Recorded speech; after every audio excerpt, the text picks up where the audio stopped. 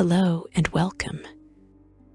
Before the first god ever whispered a prayer into the void, before the celestial spheres were drawn into their careful orbits, something already waited.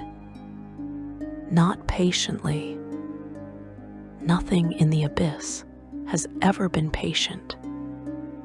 It simply existed, roiling and churning at the very bottom of all things, a wound in the fabric of reality so deep and so old that even the gods are reluctant to speak its full history aloud. You have heard of evil. You have read about darkness. But what lives in the abyss is neither of those things in any simple sense. It is something older, something that does not merely commit evil, but breathes it, exhales it, is made of it down to the very last atom of its being. And tonight, you are going to descend into it with me. Before we go, please consider subscribing to the channel. It is the surest way to find your path back to our library of lore when you wake. Section 1. The Abyss Eternal and the First Demons. The planes of existence in Dungeons and Dragons cosmology are many and varied, and scholars who have devoted their lives to mapping them call the arrangement of these realms the Great Wheel. It is a vast cosmic structure in which every plane sits in relation to the others according to the alignment and nature of its inhabitants, according to the fundamental character of the reality that makes up its ground and sky and air. At the outermost reaches of this arrangement, if you can call it that, you find the upper planes, Mount Celestia, Elysium Arborea, plains of good and light and mercy, where celestial beings walk in golden fields and divine music drifts on warm winds. And at the opposite edge, the lower planes, Gehenna, Hades, Carcery, Beator, the Grey Waste, places of cruelty and suffering, each one a different flavor of misery. And deeper still, at the most extreme and most terrible reach of all the lower planes, infinite and impossible to fully map, you find the abyss. The abyss is not merely a place of evil. That framing would make it too small, too manageable. The abyss is the embodiment of chaos and evil together, of destruction without purpose, hunger without end, cruelty without reason or justification, where the 9 hells of Beator are structured, hierarchical, almost bureaucratic in their malevolence, with ranked devils serving ranked archdevils in a carefully maintained order of suffering. The abyss is the opposite of all that. It sprawls. It multiplies. It refuses to be contained by any description you give it. And it has layers. Not 9, not 100. The scholars who have tried to count them disagree violently with one another, and some of them have simply gone mad in the attempt. The number most commonly agreed upon, if you are willing to accept that any count could ever be complete or accurate, is infinite. Truly, literally infinite. Layer after layer after layer, each one its own hellscape, each one governed by its own internal nightmare logic, each one separated from the others by boundaries that shift and change, and sometimes simply dissolve without warning. You can feel what that means, even if you cannot fully visualize it.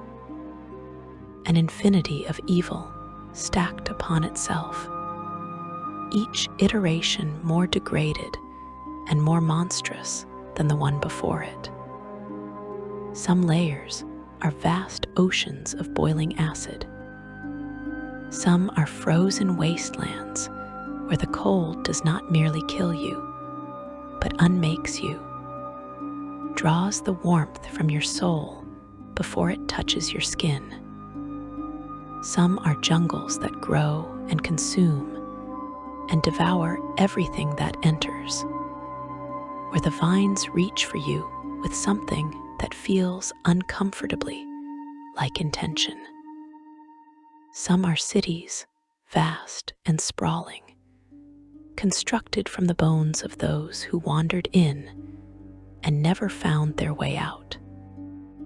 Every layer is a world unto itself. Every layer has a name, or had one once, before whatever lord or power claimed. It decided that names were for things that held onto hope. And nothing in the abyss holds onto hope for long. The abyss did not simply always exist in its current form, however. Even chaos has a history. Even the most ancient and formless evil has a story, if you know how to read it. Before the Tanari rose to dominate the lower planes as we understand them today, before the demon lords, as most scholars and adventurers recognize them, there were things older and stranger, and more fundamentally wrong than anything the word demon was ever designed to describe. The sages call them the Abyssals, and the Abyssals are not demons in any comfortable sense of the word. The Abyssals are beings whose very forms violate the rules of existence. To look at an Abyssal is not merely unpleasant. It is dangerous to your mind in a very literal and documented way. Their bodies exist in configurations that bodies are not supposed to assume, angles that refuse to resolve into anything sensible, shapes that cause pain simply by being perceived. The Abyssals are thought to come from somewhere else entirely, from a darkness that predated the current multiverse, a void of wrongness that leaked into the abyss like poison seeping into groundwater. They brought their fundamental alienness with them, and the abyss absorbed it and became something no theory of planar cosmology had accounted for. Based on what we know of their nature, it is reasonable to assume they did not so much arrive in the abyss as constitute it, their presence giving shape to a formlessness that had no shape before they filled it. The Abyssals were the first lords of the abyss. They shaped it to their incomprehensible natures, or perhaps they simply were it, and the abyss formed around them the way a body forms around a disease. They were not numerous, not by the standards of what would come later, but each one of them was a power so immense and so alien that the word powerful barely begins to cover it. Obok's Ab was among the earliest and most ancient of them, a thing of such primordial wrongness that even the history of its nature is difficult to access without risking something precious in yourself. He is recorded in the oldest texts as the original holder of the title Prince of Demons, a distinction that would much later, and through rivers of blood, pass to other hands. The Queen of Chaos was another, a being whose conflict with the Wind Dukes of Akka became one of the defining wars of the earliest age, a conflict so enormous that it reshaped planes and forged artifacts whose power still echoes through the present day. Pale Night is another whose name appears in the oldest texts, a being so deeply wrong in form that she conceals herself behind a white shroud, not out of modesty, but because what lies beneath the shroud is something that existence itself seems to resist acknowledging. These were the original rulers of the Abyss. And then something changed. The Tanari are the demon race that most people mean when they say the word demon.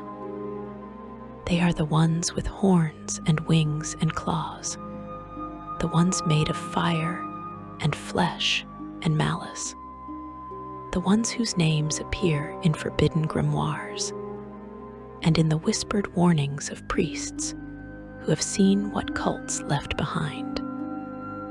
They are recognizable in their evil, if not in any way that brings comfort. But they were not always the dominant force in the Abyss. They rose from somewhere. They were made from something. The prevailing understanding among planar scholars and those few sages who have studied the Abyss at length and retained their minds is that the Tanari were created from mortal souls. Mortals whose lives were so thoroughly steeped in evil, so completely given over to cruelty and destruction and deliberate harm, that when they died, the Abyss claimed them as its own. And over vast spans of time, the Abyss did what the Abyss does to everything that lingers within it. It transformed them. It ground away whatever had been mortal and replaced it with something that served its endless hunger. It made them into demons. But souls carry something with them even through that transformation. Cunning, memory, the capacity for ambition. And these are qualities that the Abyssals, for all their terrible power, did not always possess in the same way. Where the Abyssals were alien and fundamentally incomprehensible even to one another, the Tanari were recognizable, evil in ways that felt almost familiar, hungry, ambitious, resentful, and they were numerous in a way the Abyssals could never be, because mortals die every moment of every day across thousands of worlds, and the Abyss is never done collecting what is owed to it. What followed is sometimes called the Tanari Rebellion in the texts that attempt to name it, and the name captures the basic shape of things well enough. It was a war that lasted, by any accounting capable of measuring it, an unimaginable length of time. Not centuries, not even millennia in any simple sense. The scales involved stretch past what mortal comprehension can comfortably hold. but the outcome is what matters. The Tanar'ri won. The Obyriths were broken, driven to the farthest and most remote and most forgotten layers of the abyss, reduced from rulers to refugees, from lords of infinite darkness to hiding things crouching in the deep of their ancient and diminished domains. And the abyss, that infinite wound in reality, passed into new hands. This is the history that sets the stage for everything that follows. Because the abyss in Tanar'ri hands did not become orderly. It did not become organized in any way that outsiders could navigate safely. It became, if anything, more chaotic and more actively dangerous. Because now the things running it were cunning, hungry, and ambitious in the way that only beings made from the residue of mortal souls can be. They competed with each other. They warred constantly. They schemed and backstabbed and formed alliances of convenience that lasted exactly as long as the weaker party remained useful, and not a moment longer. And from that endless churning competition, the demon lords emerged. A demon lord is not simply a powerful demon. That distinction matters enormously. Many demons are powerful. Many demons have survived long enough and claimed enough strength to be genuinely dangerous to mortal adventurers and to lesser divine beings. But a demon lord is something categorically different. A demon lord is a being who has claimed a layer of the abyss, who has bent that layer to its will so completely that its essence and the essence of the domain have become intertwined at a fundamental level. The layer reflects the demon lord. The demon lord is shaped by the layer. When a demon lord walks within their own domain, they are not simply present in a place they control. They are in a very real sense part of the place itself. To fight a demon lord in their home lair is to fight something that can draw on the substance of the reality around it, that heals from wounds using the power of its own territory, that perceives threats through the environment the way you perceive threats through your own senses. And even death, true death, does not always end them. When a demon lord is slain outside of their home lair, their essence does not dissipate. It retreats.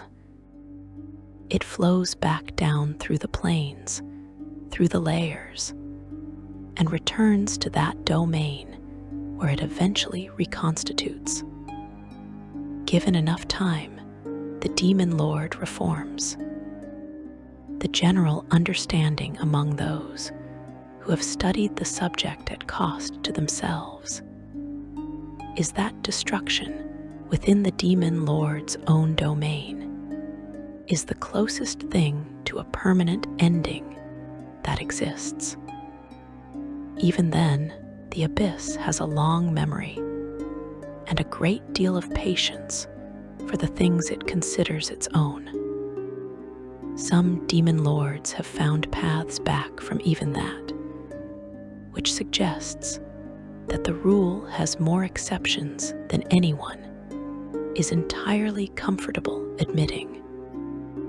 The power of a demon lord is measured in multiple ways. Raw magical and physical strength, yes, and that is considerable in every case, but also in worshippers in cults scattered across the mortal planes, in followers who carry their symbol, who make sacrifices in their name, who corrupt cities and topple temples, and spread the influence of the abyss one deed at a time. Every prayer offered to a demon, Lord feeds them. Every act of worship, no matter how small, strengthens the connection between the demon lord and the mortal world. Every city corrupted in their name extends their reach just a little further into realms they were never meant to touch. This is why the demon lords care so deeply about the mortal planes, about worlds like Faerun, about mortals who seem so fragile and so briefly lived by abyssal standards. Because mortals are the engine of power. They are the means by which a demon lord grows from merely terrible to truly unstoppable. You should carry that understanding forward with you as we go deeper.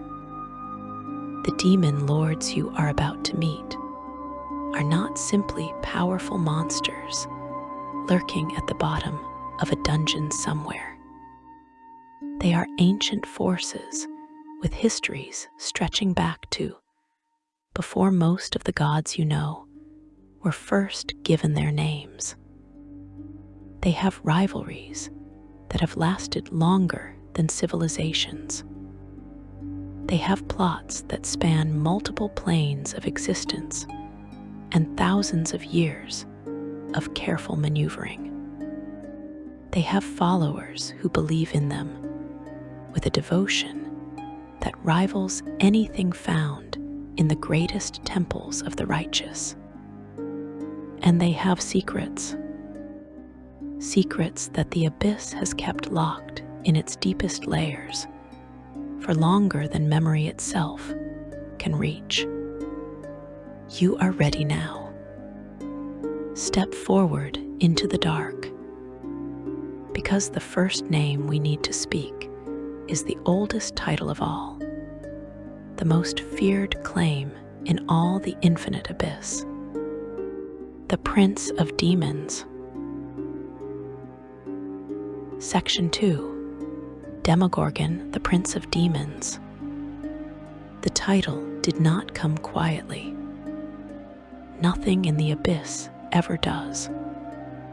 The claim of Prince of Demons was not bestowed by any court or council, was not awarded through some formal recognition among the lords of the lower planes.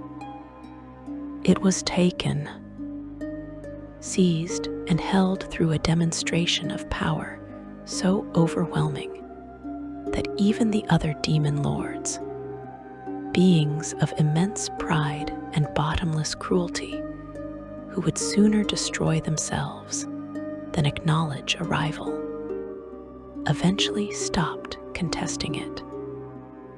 Not because they agreed, not because they accepted it with grace, but because the alternative to acknowledging the title was to challenge the being who held it.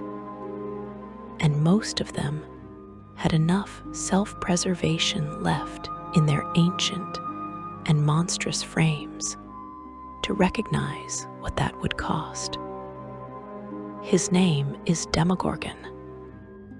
Say it carefully, not because of any superstition about names having power, though that is not an entirely unreasonable concern when it comes to beings of his magnitude.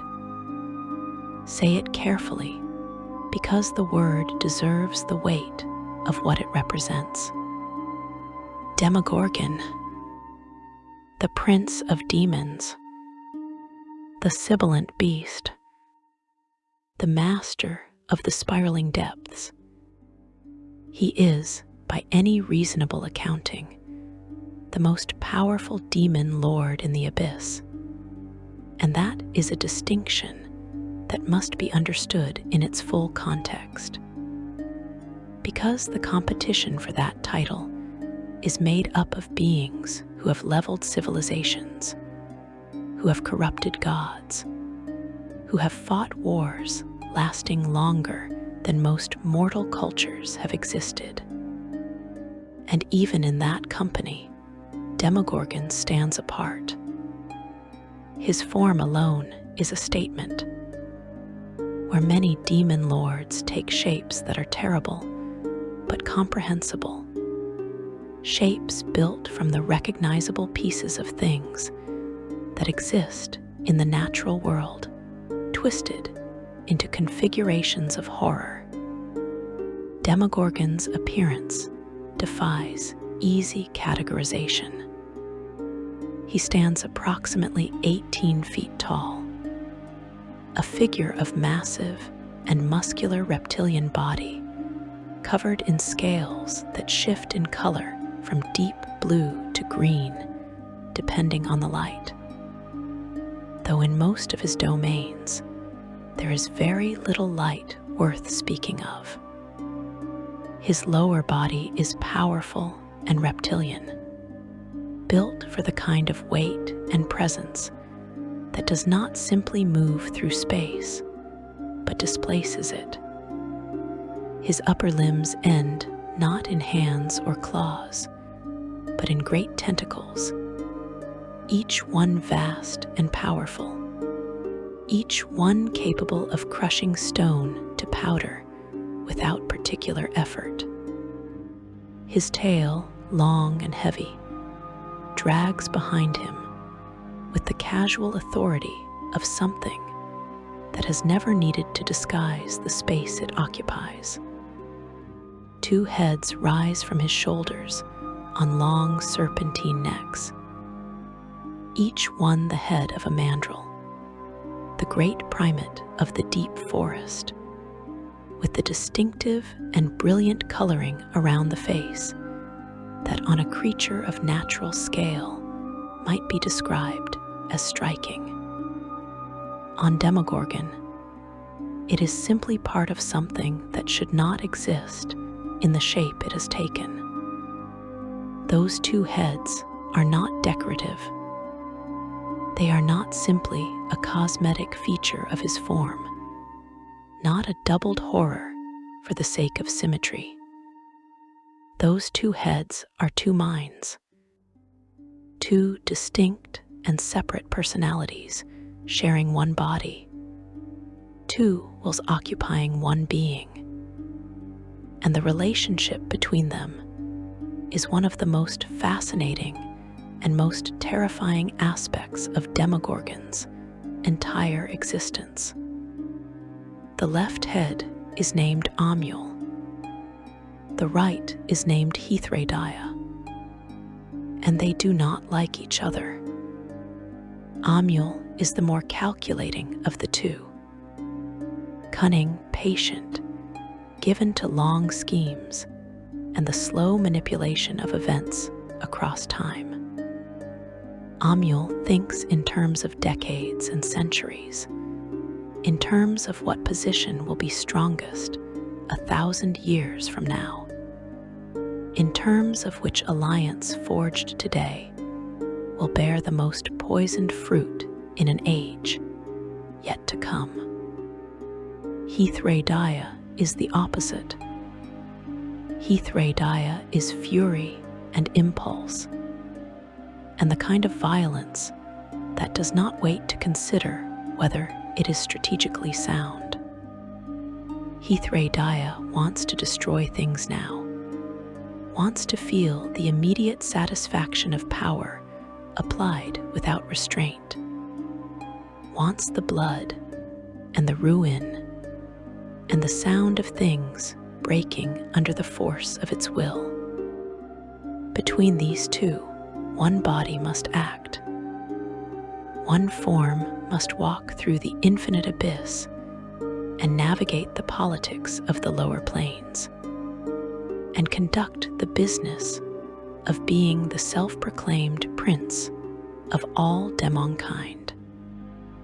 You might think this internal conflict would be a weakness. You would not be wrong to think it. And many of Demogorgon's rivals have, over the long centuries, noticed exactly that fault line and attempted to exploit it. The wand of Orcus has been aimed in his direction. Grazit's schemes have, more than once, tried to deepen the rift between those two heads. Even some of Demogorgon's own cultists have been known to dedicate themselves specifically to one head or the other, trying to curry favor with Amul's patience or Heathray-Dia's rage as separate sources of blessing. But here is what every one of those rivals and every one of those cultists has eventually been forced to confront.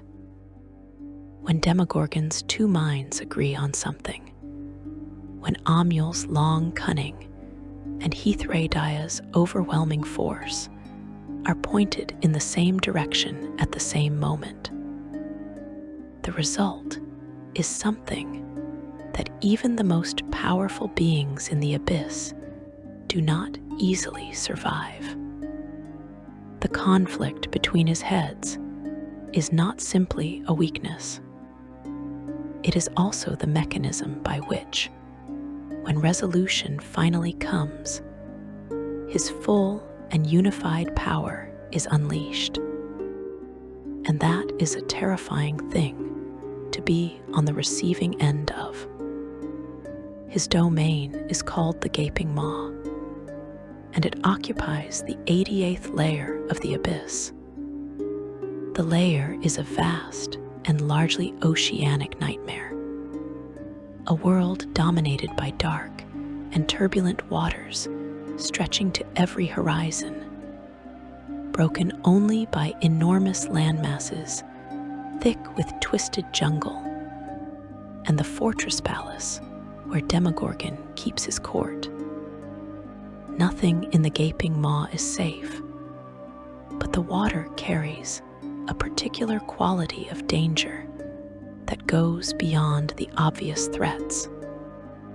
The waters themselves are suffused with Demogorgon's influence. To be submerged in those dark waves for long enough is to begin to lose your sense of self, to feel the twin pressures of cunning and madness pressing against the inside of your skull, to find your own thoughts becoming strange to you. Creatures that live in those depths across generations develop the particular brand of fractured intelligence that Demogorgon favors, the kind entirely divorced from moral consideration and entirely devoted to predation and dominance. His palace, Abyssal, rises from the meeting of water and twisted land like something that grew there rather than something that was built. It is constructed from the bones of creatures he has slain personally, from stone that has been warped by centuries of his presence into configurations that echo the double spiral motif that appears everywhere in his iconography. The double spiral is Demogorgon's symbol, two spirals rotating in opposite directions, and it appears in his cultist's markings, in the architecture of Abyssal, in the pattern of his scales. The double spiral is not merely aesthetic. It represents the fundamental nature of his being. Two forces rotating around a shared center, never quite resolving into one. The tension between them generating a power that neither could produce alone. When you understand the symbol, you understand him, and that understanding is itself a kind of warning. Across the mortal planes, Demogorgon's cults are among the most widely distributed of any demon lord. This is partly a function of his sheer age and the time he has had to establish influence in the world above. It is also a function of the particular kind of worship he demands and the kind of worshippers that worship attracts. Demogorgon does not require devotion in the form of elaborate rituals or complex theological frameworks. He requires acts of dominance. He requires the demonstration of power over others, the subjugation of the weak, the embrace of madness as a spiritual practice. His most devoted followers often align themselves with one of his two aspects: those who follow the path of Amul becoming cold and calculating manipulators, whose cruelty is always in service of a longer game. Those who follow Hithredaya becoming frenzied destroyers who bring chaos and violence wherever they travel. Both kinds leave marks on the communities they infect. Neither kind leaves anything good behind. In Faerun specifically, Demogorgon's presence is documented across multiple eras of history. His cults have appeared in coastal cities where his oceanic domain resonates with the proximity of the sea.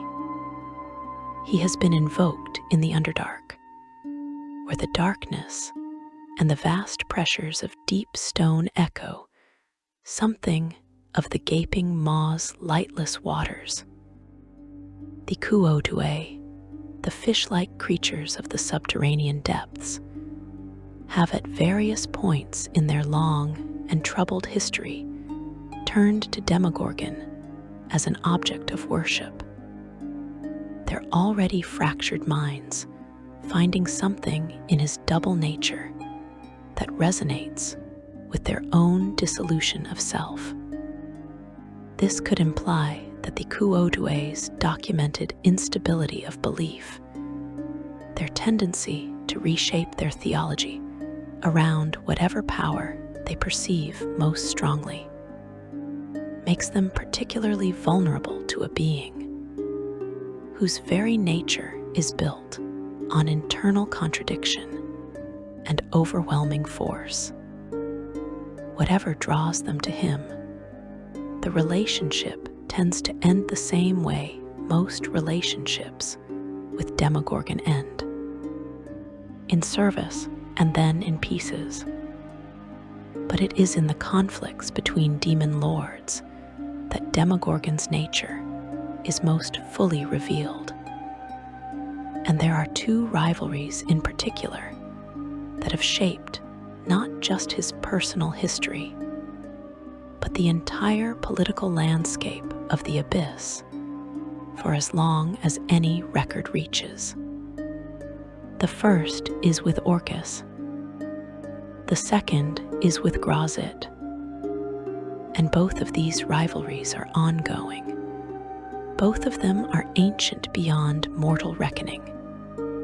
And both of them have spilled blood, and worse, across more layers of the Abyss than you or I will ever have occasion to visit.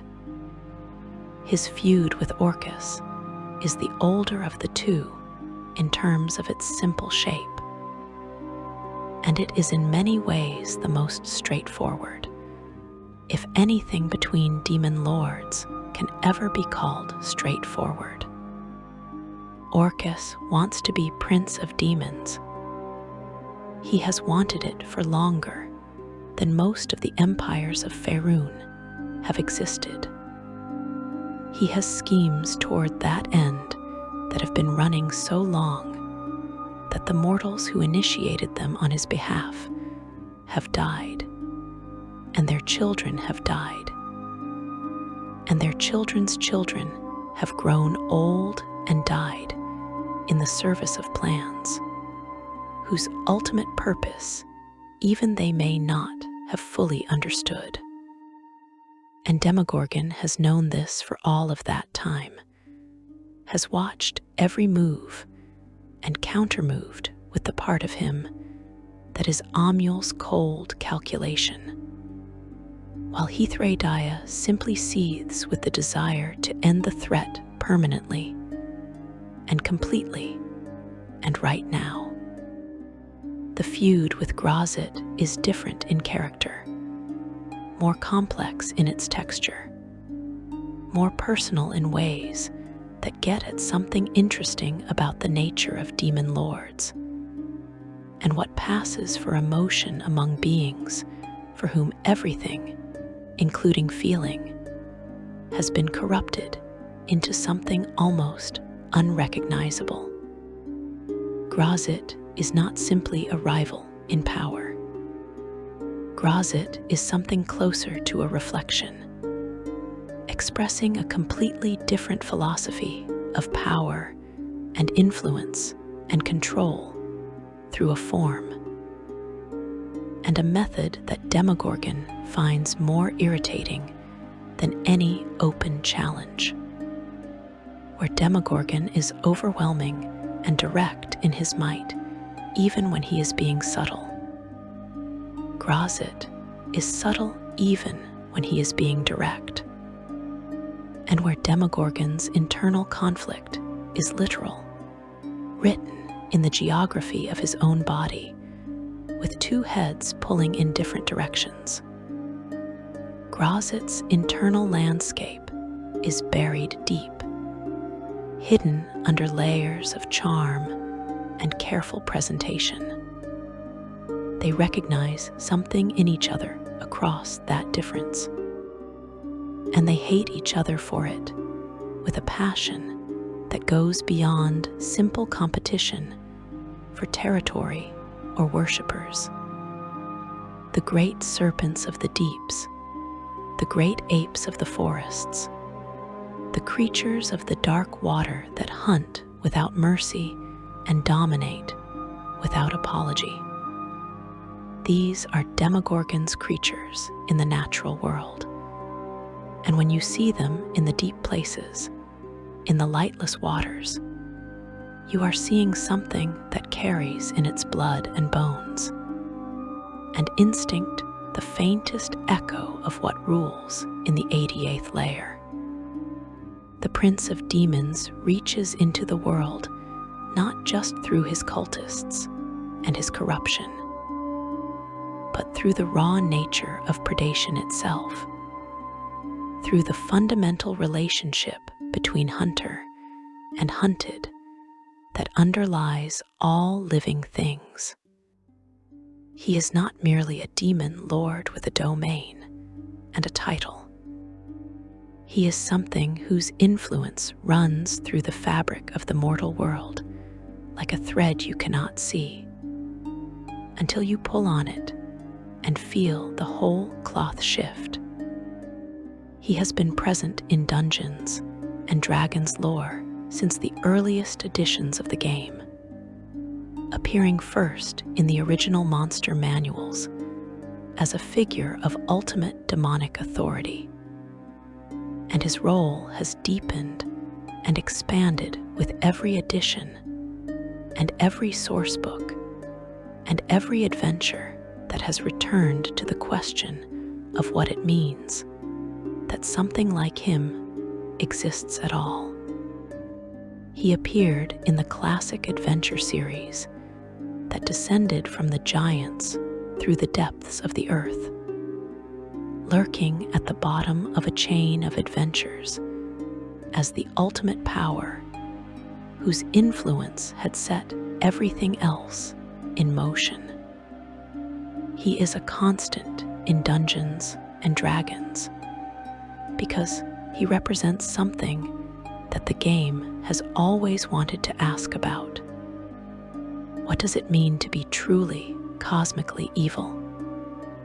What does it look like when evil is not a choice made by a person, but a fundamental quality of a being's nature? What does it mean to face something that has been powerful since, before your entire civilization was a dream in someone's mind? Demogorgon is the Abyss's answer to all of those questions, dressed in mandrill faces and held aloft by that vast reptilian frame, wearing his internal war on the outside where everyone can see it. And still he rules. Section 3. Orcus, Lord of the Undead. The cold arrives before anything else does. Not the cold of winter, not the cold of deep mountain stone or ocean trench. Something more final than any of those. A cold that does not simply lower the temperature of the air around you, but seems to lower the temperature of possibility itself, to make the idea of warmth feel distant and theoretical, like a rumor from a world you no longer have access to. This is what the outer edges of Thanatos feel like to those rare and unfortunate souls who have found themselves approaching it. The cold of a place that is committed entirely and without reservation to the proposition that life is a temporary error and death is the natural and correct state of all things. Thanatos is the 113th layer of the Abyss, and it is the domain of Orcus, the Prince of Undeath, the Blood Lord, the Goat Lord, the King of the Undead. He has many titles, as demon lords tend to accumulate them the way corpses accumulate flies, and each one reflects a different facet of the singular obsession that defines him more completely than any other demon lord is defined by their particular hunger. Because Orcus does not simply want power.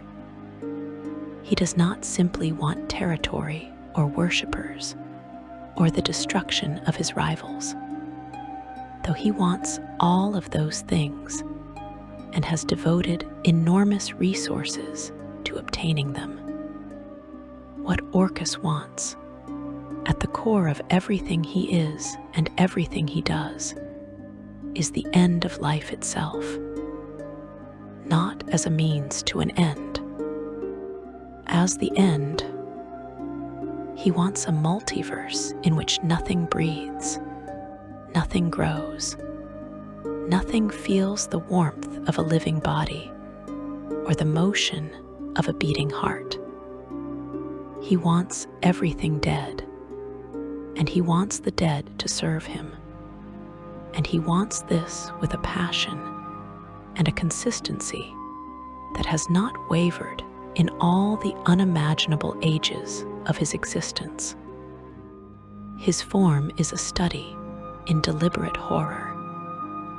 He stands at enormous height, a bloated and corpulent figure whose body carries the suggestion of something that was once more vital and has since settled into a kind of magnificent rot.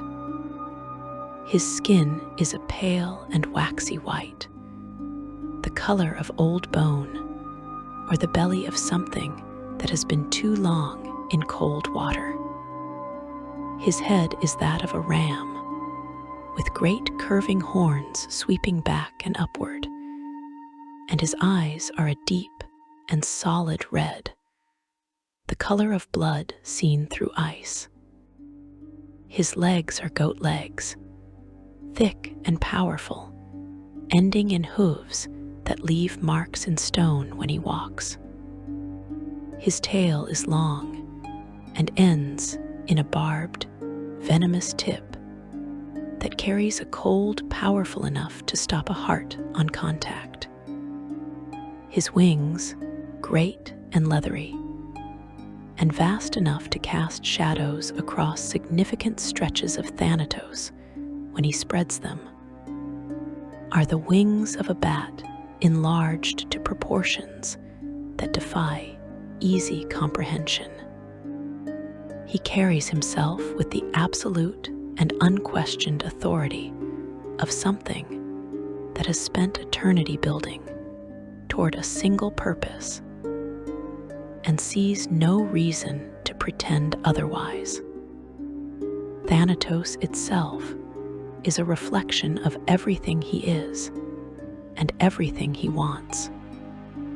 Where the gaping maw is dominated by dark and turbulent water, by the sensory overwhelm of a living ecology twisted into predation and madness, Thanatos is defined by its stillness, its silence, its absolute and comprehensive absence of anything that lives. The landscape is a vast necropolis stretching to every horizon, a cityscape of tombs and mausoleums and monuments to the dead that has grown and expanded across centuries into something that resembles a civilization entirely made of endings. The sky of Thanatos is a permanent and starless black, broken only by the faint luminescence of certain rare minerals in the tomb walls, and the cold glow of undead eyes peering from shadows. There are no living creatures in Thanatos in any meaningful sense. The inhabitants are undead, every category of undead imaginable, from the simplest and most mindless shambling, dead to the most sophisticated and self-aware liches, and death knights, who have sworn themselves to Orcus's service in exchange for power and continued existence in their unliving state. He rules from a fortress called Narrator, built at the center of this endless necropolis, a structure of black stone and ancient bone that has been added to and expanded across such a long span of time that its earliest foundations are now so far below the current surface of Thanatos that no map accounts for them. The deepest chambers of Narrator are older than most of the current divine pantheons of the mortal planes. What waits in those deepest rooms, what Orcus keeps there in the most private and most heavily warded spaces of his domain, is a question that has motivated expeditions and drawn scholars to their ruin for generations of mortal inquiry. What is known, what is documented and verified across multiple source books and planar texts, and the accounts of those very few who have descended into Thanatos and returned with their minds mostly intact, is the Wand of Orcus. The wand is Orcus's signature artifact, and one of the most dangerous objects in the entire cosmology of Dungeons and Dragons.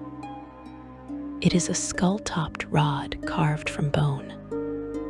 The skull itself, most commonly described as belonging to a being of tremendous power, who was slain by Orcus personally in the earliest ages of the current divine order.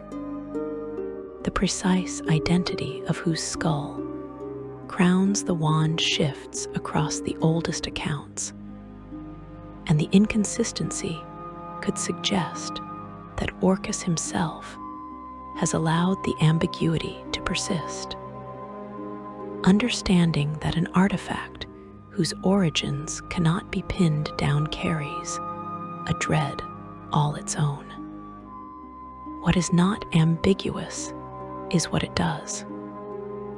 The wand radiates death in a way that is both immediate and profound. A creature touched by it must resist a force so overwhelming that even the most powerful mortal magic users and warriors have fallen to it in single contact. It raises the dead in Orcus's name. It can slay living creatures outright. It is an extension of his will and his hunger made physical.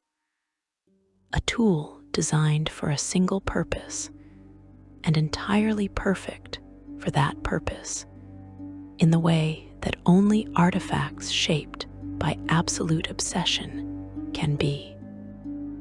The wand has a troubled history, even by the standards of demonic artifacts. It has been stolen from Orcus. It has been used against him by his enemies. It has passed through the hands of various powerful beings who invariably discover that possessing it comes with costs they were not fully prepared to pay. Orcus always gets it back. He does not always get it back quickly, and the lengths he will go to in order to recover it when it is taken speak to how deeply the wand is connected to his identity, to the question of what he is and what he represents in the cosmological order of things. But the wand of Orcus, formidable as it is not the most interesting chapter in his long and terrible history. That distinction belongs to something that happened to Orcus himself, something that transformed him for a period into something even more dangerous and more philosophically disturbing than a demon lord with an army of the undead and a death-dealing artifact. Orcus was killed, truly killed in his own domain, by the drow goddess Sally, a deity of vengeance, and undead who had her own long account to settle with him. She slew him in Thanatos, which is the method that should, by all accounts, produce a permanent end. His essence dispersed. His domain persisted, because Thanatos is too deeply invested with the principle of undeath to simply dissolve without its lord. But Orcus himself was gone. For a period, the lords of the abyss and the scholars of the outer planes who tracked such things believed it might actually be over. They were wrong. What came back was not quite Orcus, or rather, it was Orcus in a form that had undergone something during the dissolution and the long, slow process of reconstitution. Something that changed the texture of what he was. The entity that emerged from that process called itself Tenebris, and Tenebris existed in a state that might be described as a dead power that had not yet accepted its own death. What Tenebris carried with it was something the texts call the last word, a power so final and so absolute that it could destroy divine beings outright.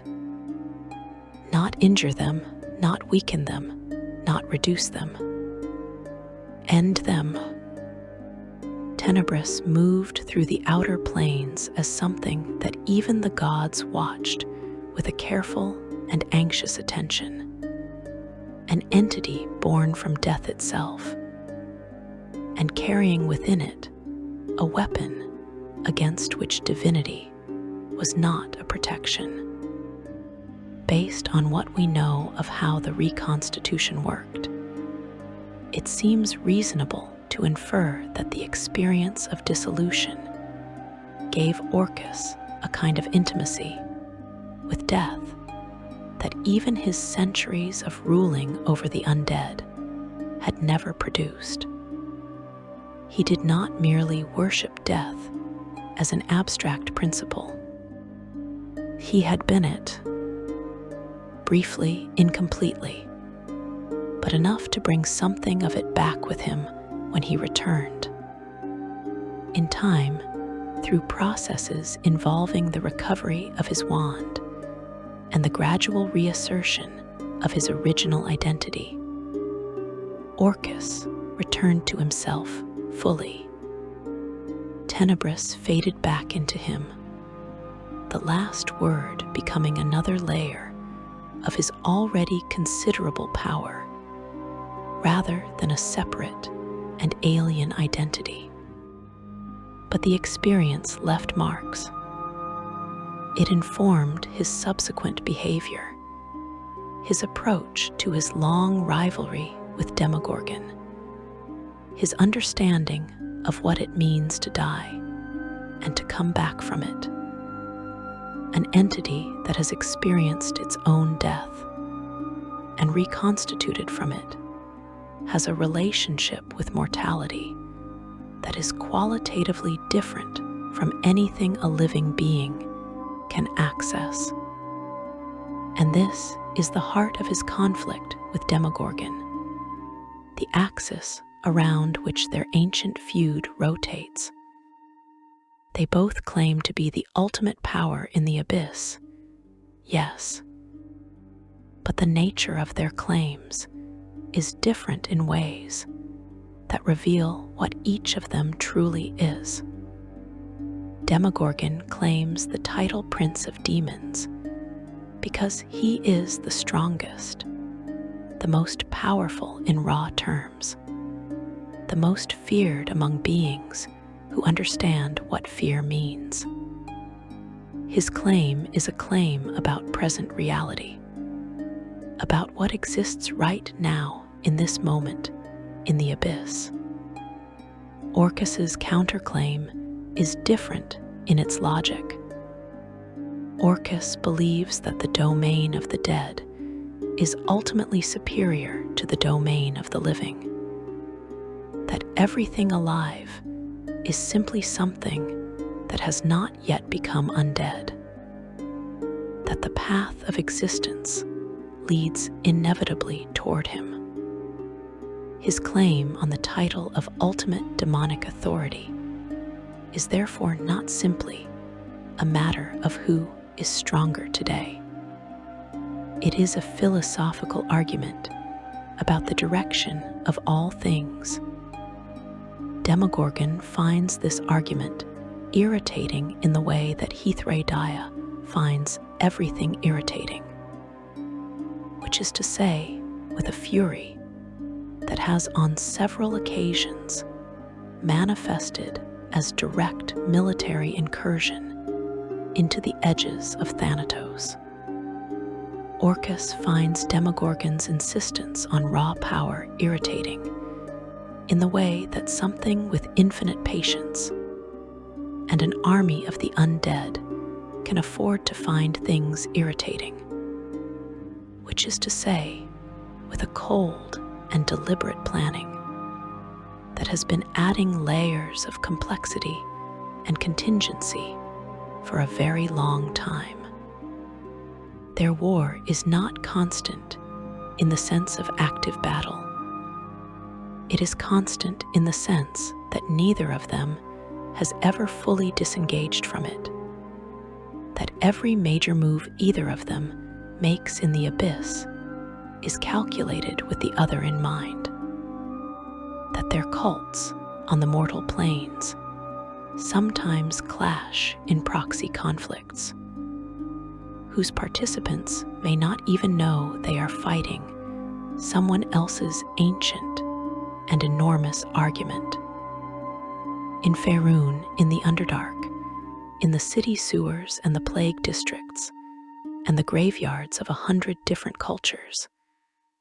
The agents of Orcus and the agents of Demogorgon have met and fought and died, and been raised again, and fought some more.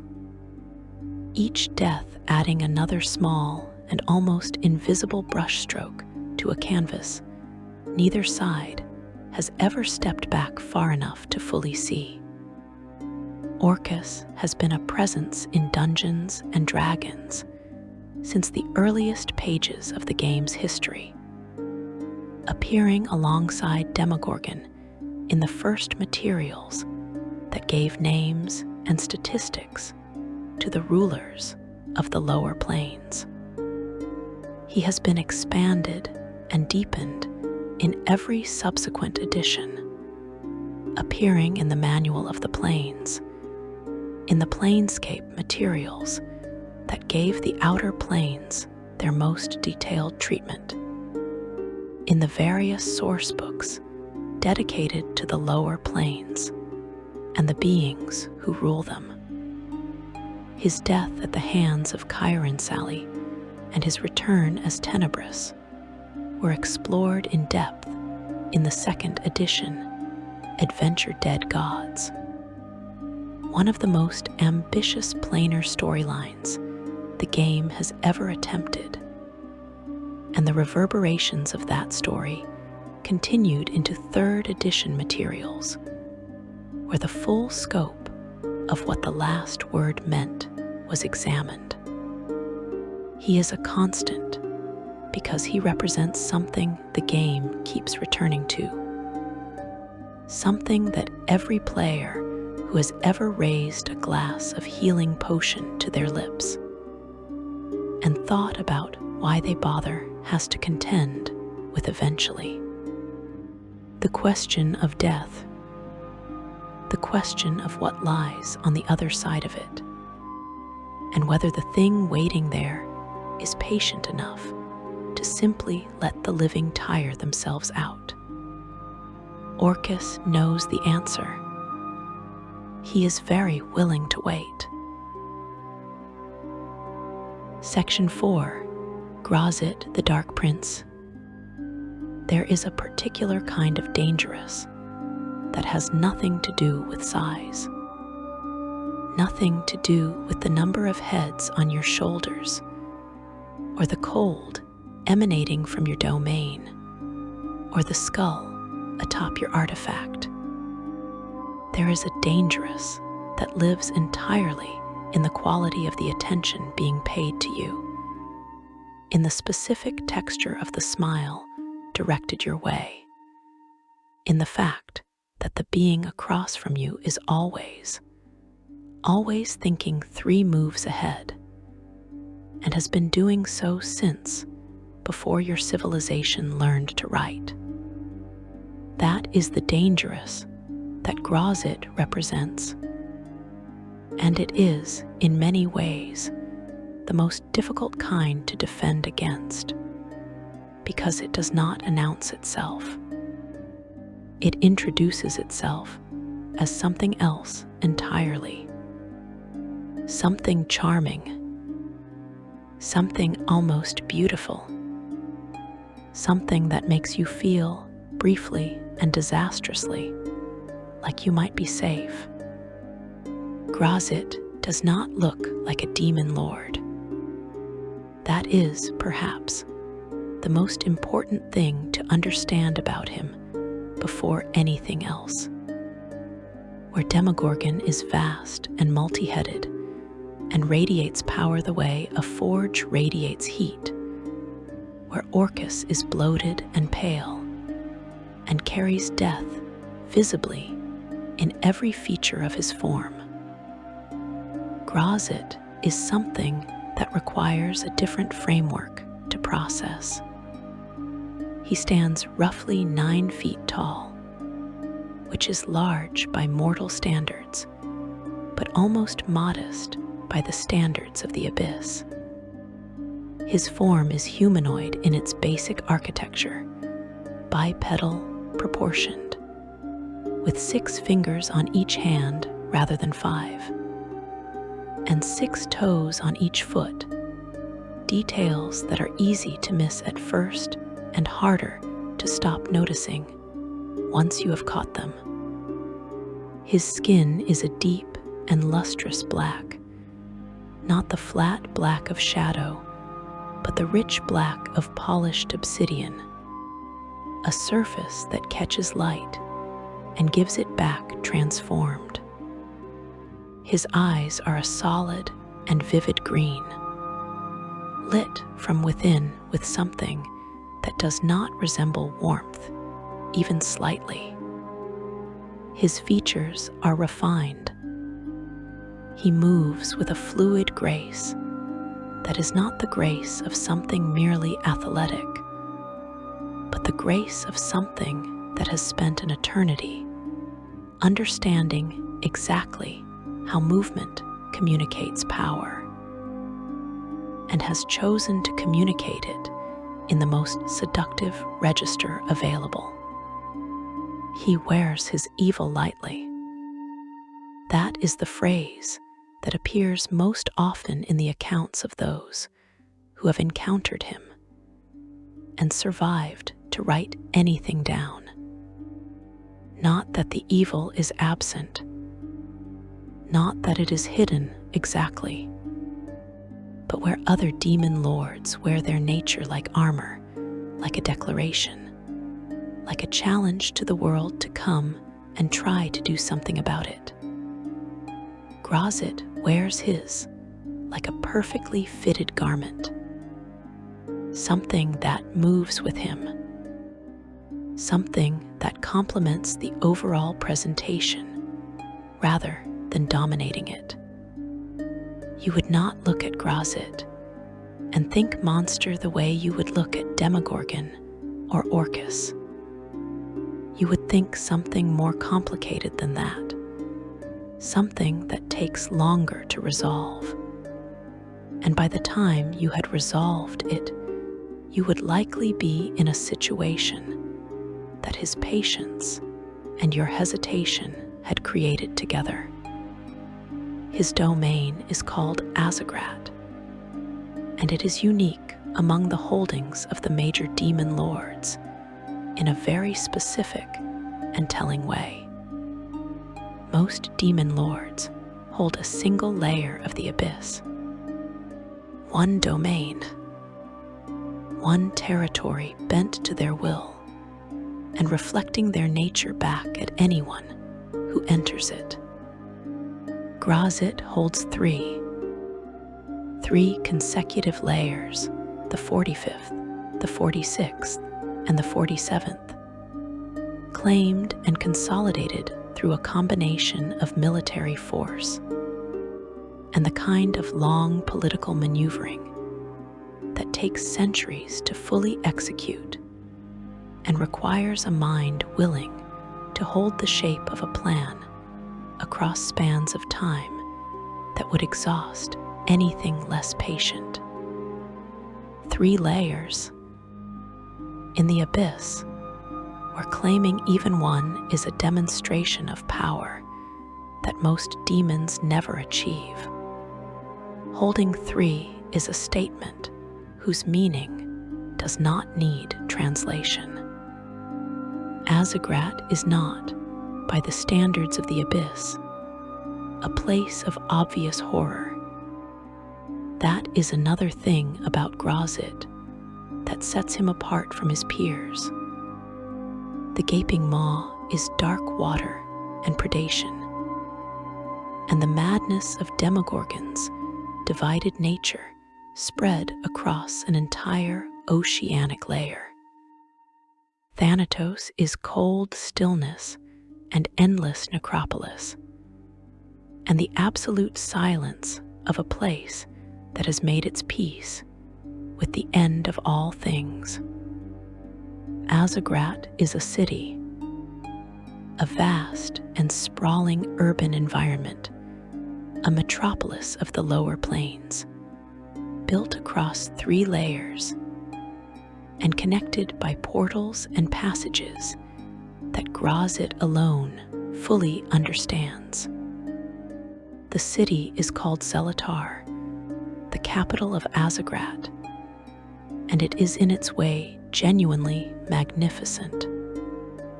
The architecture is opulent. The streets are wide, and the buildings are tall, and there is a quality of craft to the construction that suggests someone cared, or wanted to project the image of caring, about the aesthetic experience of those who moved through it. Markets line the streets of Zelatar. Taverns and pleasure houses operate openly. There is noise and color, and the constant movement of a working city population. It is all a trap, of course, not in any simple mechanical sense, not a trap that springs at a specific moment and catches you in a specific way. A trap in the sense that every beautiful thing in Zelatar is beautiful in the service of something else, that every comfort offered is designed to make you stay longer than you should, that the city is an instrument of Grazit's, will expressed as urban planning. The demons and the mortals and the various beings who inhabit Azagrat are not simply residents. They are assets in a system Grazit has been optimizing for longer than most cities in the mortal planes have existed. He knows everything that happens in those 3 layers. Every transaction, every conversation, every alliance made and broken within the boundaries of Azagrat contributes to a picture that only he holds in full. His origins are not a subject of debate. They are, in fact, one of the more remarkable pieces of confirmed history in the lore of the lower planes. Remarkable precisely because of how unexpected it is. Grazit was not born of the abyss. He came from the 9 hells of Beator. He was a devil, and more than that, he is believed to have been sent deliberately by Asmodeus, the lord of the 9 hells, as an agent of infiltration into the abyss, a being planted in the ranks of the enemy to serve as a spy and an instrument of Beatorian influence. That origin has been confirmed in Wizards of the Coast materials, making it not merely a compelling theory, but an established fact of his history. And it explains so much about him. The comfort with structure in a place built on chaos, the capacity for long planning in an environment that actively corrodes it, the quality of self-discipline that makes him impossible to read in the way that most demons, products of pure chaos, are ultimately readable if you know what to look for.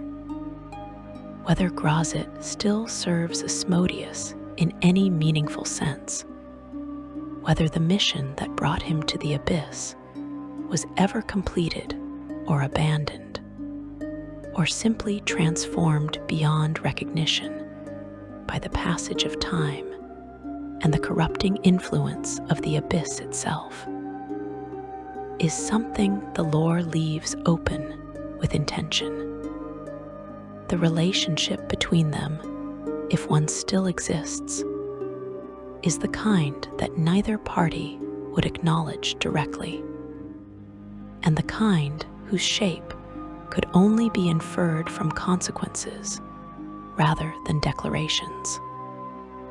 What we can say is that Grazit arrived in the abyss carrying something that the abyss does not naturally produce. and that whatever the original purpose of that gift was, he has used it entirely in his own interest for a very long time. He claimed Azagrat. He built Zelatar. He established himself as a power of the first rank among the demon lords through methods they had no reliable defense against, because their entire model of how power works in the abyss assumed a baseline of chaos that he simply did not share. By the time the other demon lords had fully processed what he was and what he represented, he was already too established to remove without a cost that none of them was willing to pay. This could suggest that the most dangerous thing you can introduce into a system built on chaos is a single point of genuine order, because chaos has no antibodies against it. The chaos simply flows around it, and the ordered thing grows. Among all of Grazit's relationships, mortal and immortal, one stands out as the most documented, the most complex, and the most revealing of his character. His connection to Igwilv is a chapter in the history of the lower planes that has no real equivalent elsewhere. Igwilv was a mortal wizard of enormous power, one of the greatest practitioners of arcane magic in the history of the world of Greyhawk, known by many names across many cultures, and in her earliest life as Natasha, a figure connected to the Archmage Zagig Iradjern of Greyhawk, from whose extensive arcane library she took a significant portion of her foundational knowledge before departing to build her own legacy. She wrote the Demonomicon of Igwilv, a work of demonic lore so comprehensive and so dangerous that copies of it are treated as threats rather than books by most religious and arcane institutions that encounter them. It is a cataloging of demons, their names, their natures, their weaknesses, their methods of summoning and binding, compiled through research so deep and so direct that it could only have been produced by someone who had spent significant time in very close contact with the beings being cataloged. Grazit was one of those beings. He was summoned by Igwilv and bound through her considerable arcane power, and the period of his captivity became something that neither of them ever fully resolved in any clean or comprehensible way, because at some point during that binding, something happened between them that went beyond the standard relationship of mage and bound demon. Whether it was a seduction initiated by Grazit as a means of loosening his chains, or whether the dynamic was more complex and more mutual than that framing allows, is a question the lore declines to answer simply. What is documented is the result. Grazit and Igwilv had a son together, a Cambion, a half-demon born of a demon lord, and a mortal of immense power, whose name in the history of Faerun and the world of Greyhawk is Use. And Use grew to become a power of his own, a demigod of evil whose influence over the region known as the Ea's lands shaped political and military history for generations of mortal reckoning. Grazit eventually escaped his binding. The escape was itself a demonstration of exactly the quality that makes him so dangerous. A less sophisticated being would have raged against the binding until something broke, spending power in open resistance until either the chains gave or the demon did. Grazit did neither of those things. He worked within the binding. He used the time of captivity to observe, to learn, to map the exact shape of the constraints holding him and identify the specific point where they could be loosened rather than broken. He introduced himself gradually into the gap between what Igwulf intended the binding to prevent and what it actually prevented in practice, finding the sliver of space between intent and execution and widening it slowly and without announcement until the day came when he was simply no longer there. Back to Azagrat, back to Zelatar, back to the 3 layers and the long unfinished business of being the Dark Prince. The relationship with Igwulf did not end cleanly, as nothing involving Grazit ever ends cleanly. They continued to intersect across subsequent centuries, their connection neither fully severed nor capable of resolving into anything stable, a dynamic that suited him perfectly, and that she, for all her formidable intelligence and her deep knowledge of demonic nature, never entirely managed to step away from. Their history together is one of the great complicated relationships in Dungeons and Dragons lore precisely because it resists simple framing. It was not merely manipulation. It was not genuine affection in any recognizable sense.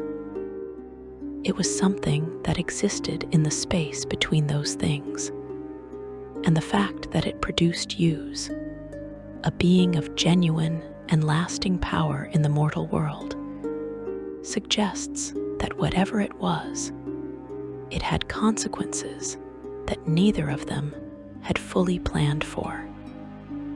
His relationship with Demogorgon remains the central tension of the Abyss's political landscape, in a way that even the Orcus rivalry does not quite match. Because where Orcus represents an existential claim, Grazit represents a personal one. He does not simply want what Demogorgon has. He wants to demonstrate that his method, his approach to power, his entire model of how a demon lord should think and act and rule, is superior to everything Demogorgon represents. The conflict between them is therefore not simply a competition for territory or title.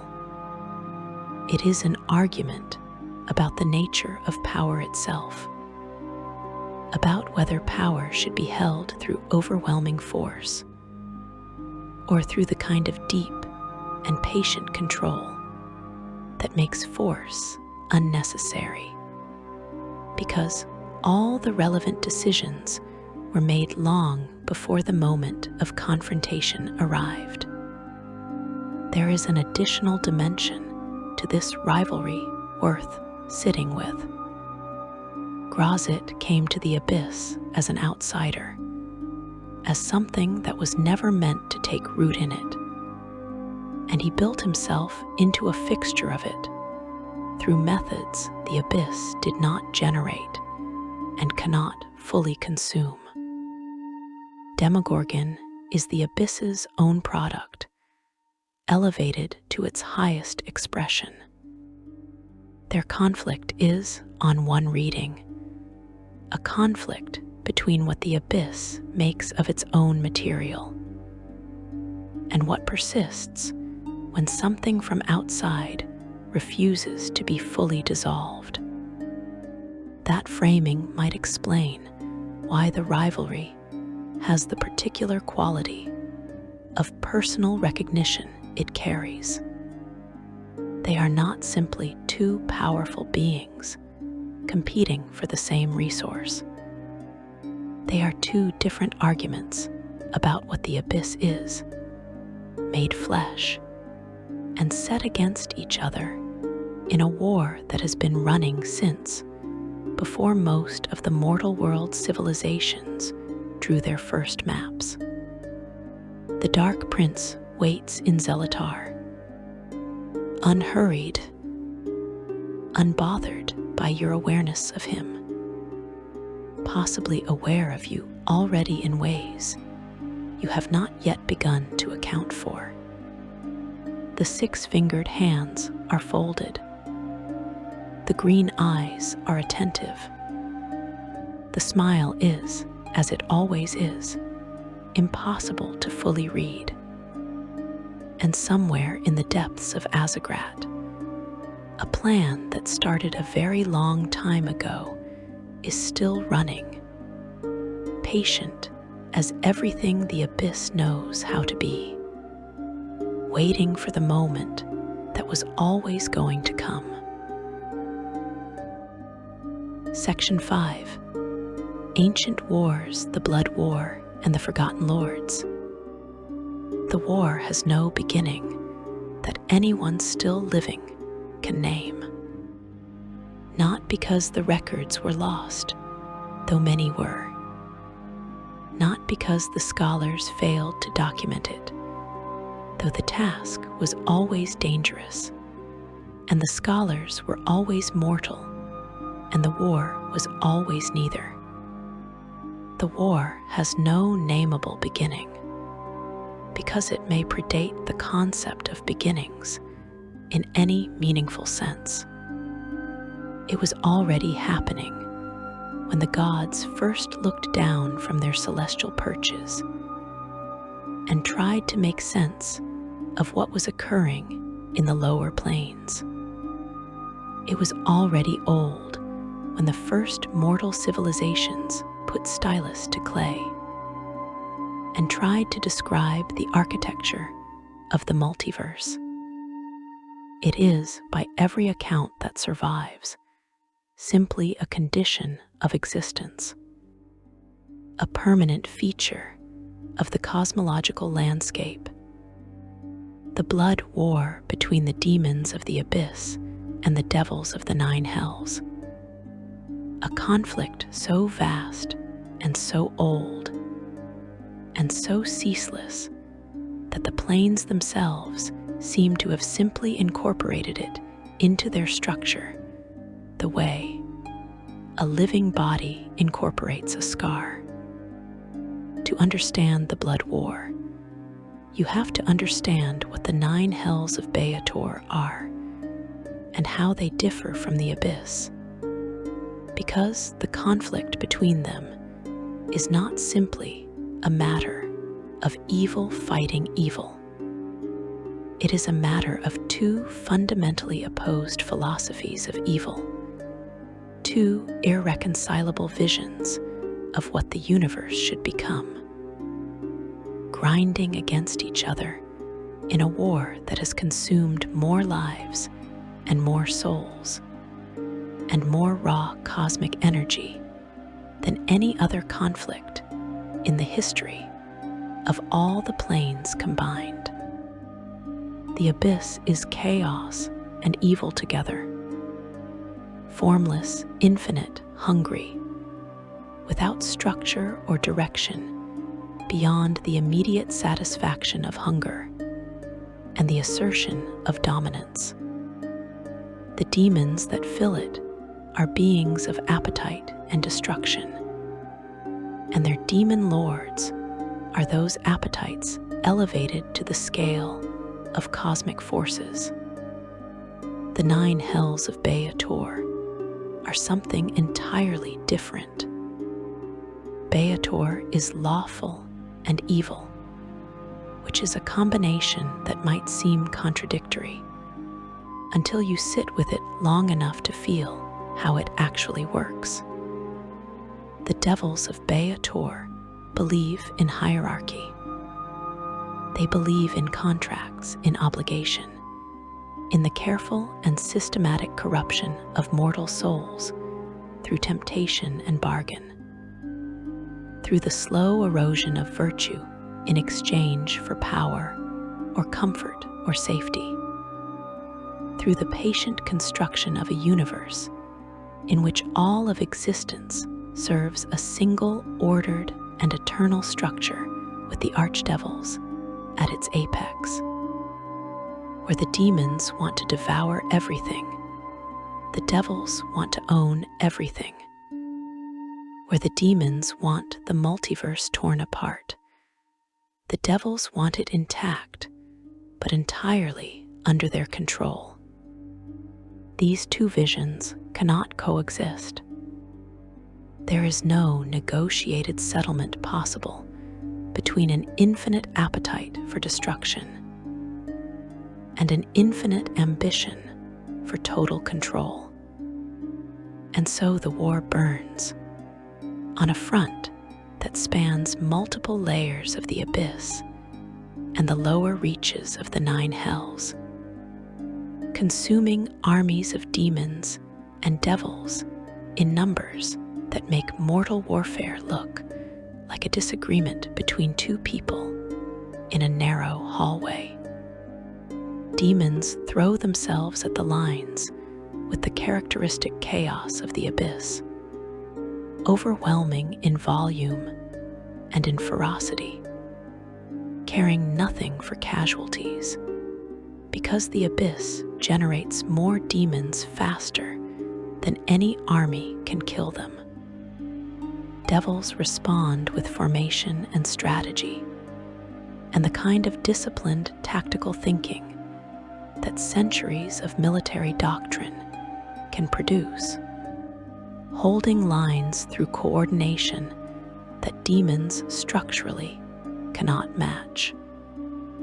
The great question that planar scholars have argued about for generations is what the blood war means for the rest of the multiverse. And the answer that most of them arrive at, reluctantly, is that the blood war is not simply a disaster. It is, in a terrible way, a protection. As long as the demons and the devils are consuming each other, they are not doing something worse. The sheer quantity of demonic energy that is burned up by the blood war, the demons destroyed by devil blades, and the forces tied up in a conflict that has no end in sight, represents a constant drain on the abyss that limits what the demon lords can direct toward the mortal planes. Some sages have gone further and suggested that the blood war is not accidental, that it may have been designed, or at minimum deliberately encouraged, by powers with an interest in keeping the lower planes occupied. The texts are careful not to name those powers directly, but the suspicion is there in the margins of the greater histories, a small and persistent notation that something about the eternal nature of the conflict feels less like coincidence and more like architecture. Whether that is a conclusion or a hope may depend entirely on who is doing the reading. For the demon lords themselves, the blood war is background. It is real. It consumes real resources. It requires real attention and real military management. But it has been running long enough that they have built their entire political and military calculus around it. The front lines are not in Azagrat or Thanatos or the Gaping Maw.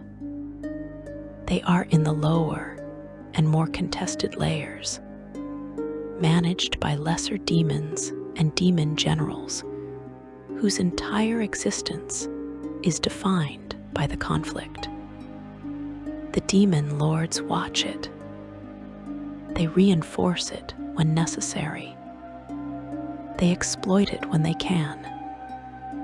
They have, on occasion, used it as cover for moves against each other, using the noise and chaos of a blood war engagement to disguise an incursion into a rival's territory.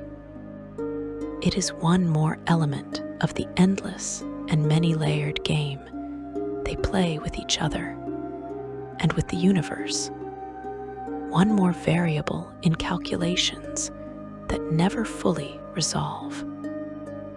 And sitting in the depths below all of that, older than the Tanar'ri, older than the title of Demon Lord, older than the blood war itself, the Abyssals endure. Diminished, yes. Driven from their former dominance, yes. But not gone, not destroyed. The abyss is too deep and too infinite, and too committed to preserving the things that belong to it for the old powers to simply be erased. They have retreated. They have contracted. They have withdrawn to the most remote and most forgotten layers, to the deepest depths where even the Tanar'ri demon lords rarely venture.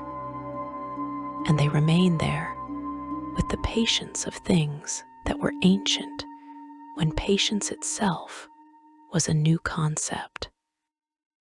Obox Ob is among the most primordial of them, a being whose name appears in the oldest texts of Abyssal lore as one of the original lords, one of the first powers of the place that would become the abyss. He held the title of Prince of Demons before Demogorgon ever existed, before the Tanar'ri rebellion swept the old order from its throne. His form, as with all Abyssals, is something the mind resists processing cleanly. The texts describe him in ways that are probably not contradictions, but simply the limits of language trying to capture something that exists outside the categories language was built to handle. He is associated with absolute annihilation, with the kind of ending that goes beyond even what Orcus represents, where Orcus wants the dead to serve him. What Obox Ob represents points towards something beyond service, beyond hierarchy, beyond any organizing structure at all. He is not merely evil in the ways. The Tanar'ri demon lords are evil. He is wrong in a more fundamental way, and the evidence suggests that even the current demon lords approach the subject of his continued existence with a caution they would never openly admit to. Pale Night conceals herself behind a white shroud, and that shroud is not a metaphor. She is physically veiled in something white and draped, a covering that exists not because she chooses to hide herself in any conventional sense, but because what lies beneath appears to be something that reality itself resists acknowledging fully. The accounts of those who have been in her presence describe not seeing what is under the shroud, even when the shroud moves, as if the eyes slide past the detail automatically, as if the mind refuses to complete the image. She is described in the relevant source books as possibly the mother of demon lords, with Demogorgon, Orcus, and Grazit among those said to count her as a progenitor in some form. Whether this is literal parentage in any biological sense, or a mythological expression of a relationship more cosmic than bloodline captures, is something the texts do not fully resolve, and the ambiguity could imply that the relationship operates on a level that the word parentage was never designed to describe. What is clear is that she matters, that she is not simply a relic of a defeated age, and that the current rulers of the Abyss have reasons to be watchful in her direction that they have never fully explained. Beyond the triumvirate of Demogorgon and Orcus and Grazit, the Abyss holds a constellation of demon lords whose power and stories fill out the full picture of what the infinite layers contain. Lolt, the Spider Queen, rules the 66th layer of the Abyss from her domain, called the Demonweb Pits, a vast and labyrinthine web structure of black silk and poisoned architecture that she has shaped to reflect the absolute hierarchy of spider society, elevated to a cosmic principle. She is the goddess of the drow, of the dark elves who dwell in the underdark of worlds like Faerun. And she is one of the most powerful and most active demon lords in terms of direct engagement with the mortal planes. Her cults are not hidden. Her worship is open, conducted in the great cities of the Underdark with temples and priesthoods, and a theological framework as sophisticated as anything found in the upper world. She demands devotion and receives it, and what she returns to her followers is real power, real divine magic, real capability. The price is the acceptance of her fundamental principle. That strength is the only virtue. That dominance is the only relationship worth having, and that everything else is weakness waiting to be exploited. Lolt's relationship with the other demon lords is complicated by her divine status. She is both demon lord and goddess, holding power in two registers simultaneously. And this dual nature makes her simultaneously more and less vulnerable than a purely demonic being. More vulnerable because she has worshippers whose faith sustains her divine functions, a dependence that beings like Demogorgon, who draws worship but does not depend on it for survival in the same theological way, do not share. Less vulnerable because her divine power provides resources and capabilities that are not dependent on the Abyss in the same way a purely demonic lord's power is. She maintains her independence from the other demon lords with the characteristic precision of someone who understands exactly how much independence she can sustain and has not exceeded it carelessly in a very long time. Yinagu the beast of butchery, the Gnoll Lord, holds the 422nd layer of the Abyss, a vast and ravaged hunting ground called the Death Dells. He appears as an enormous gnoll, a hyena-headed humanoid of terrifying size, wielding a triple-headed flail whose heads carry enchantments of rot and confusion and paralysis.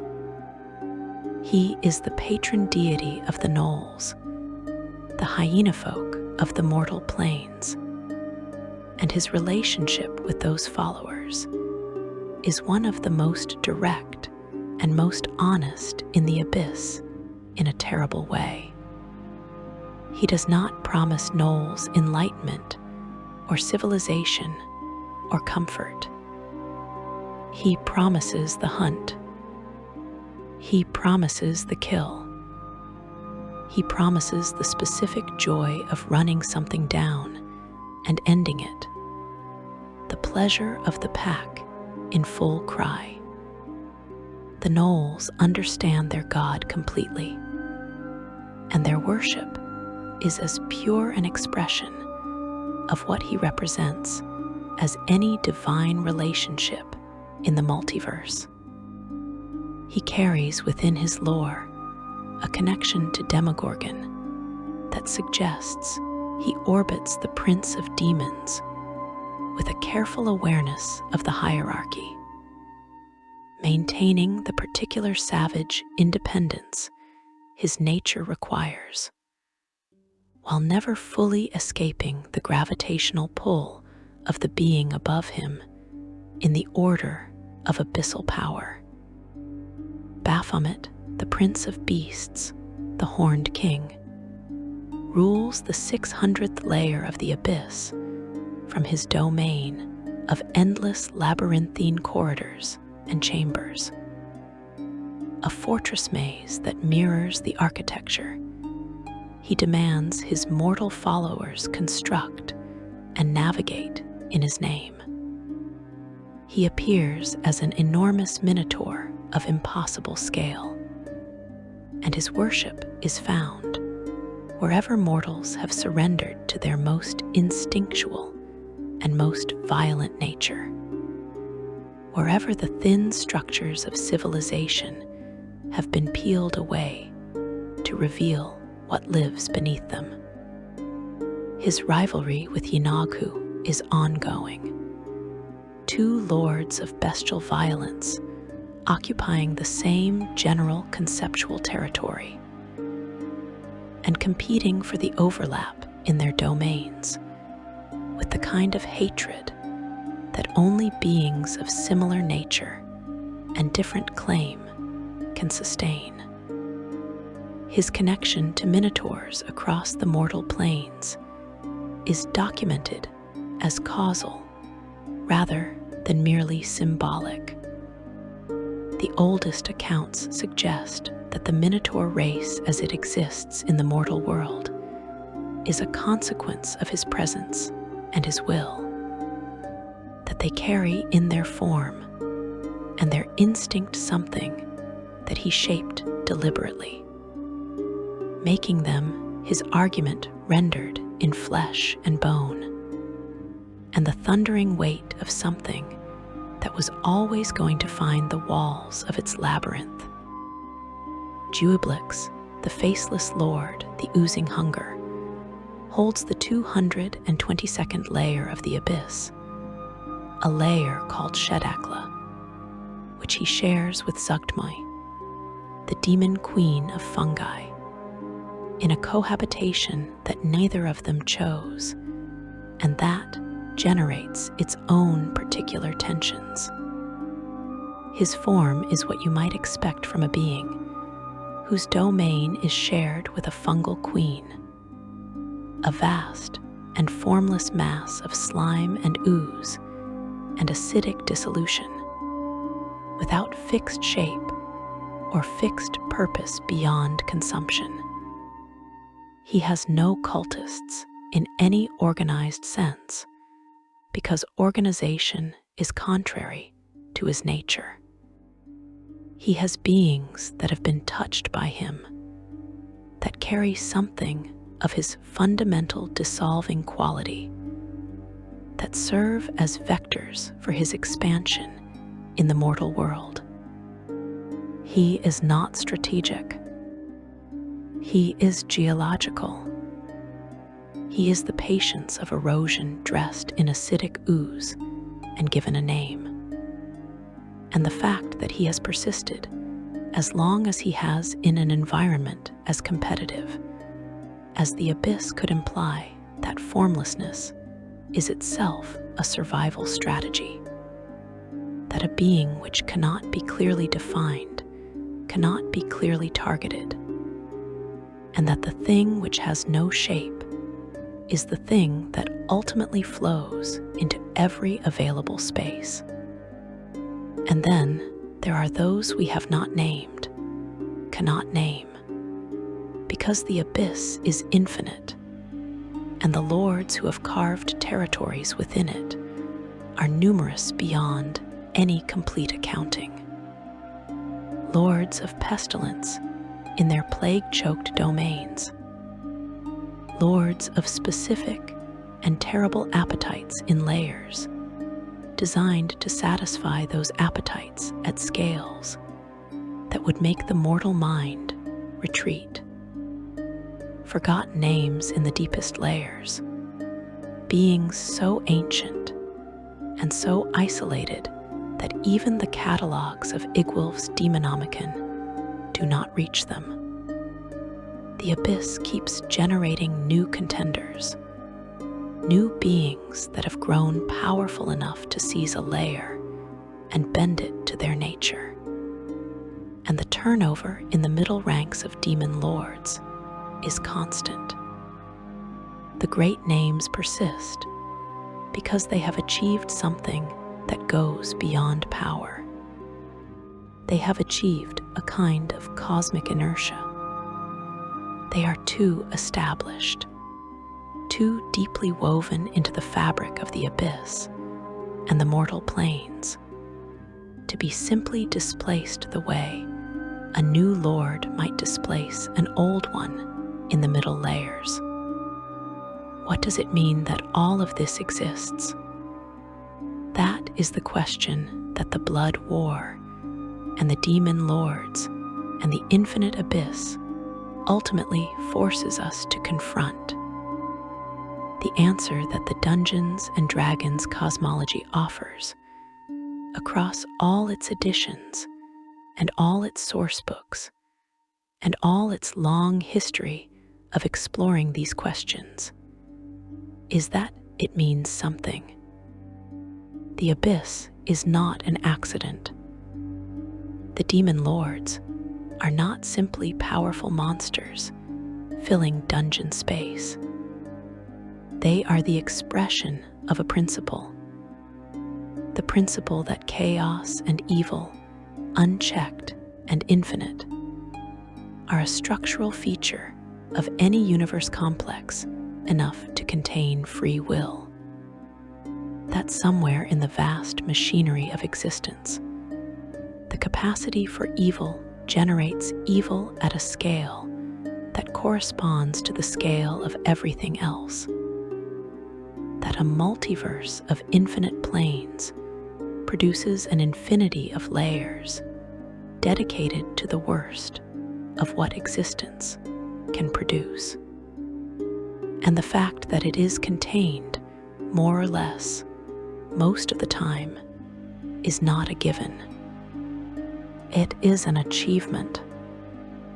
It is the result of the celestials in their golden fields, and the gods in their divine domains, and the mortal heroes who descend into the deep places and come back carrying what they found there in the form of hard-won understanding. It is the result of scholars who study the demon lords at great personal cost and write down what they find. It is the result of every adventurer who has ever stood at the entrance to a dungeon or a portal or a dark descent. and decided to go in anyway, not because they were not afraid, but because they were, and they went anyway.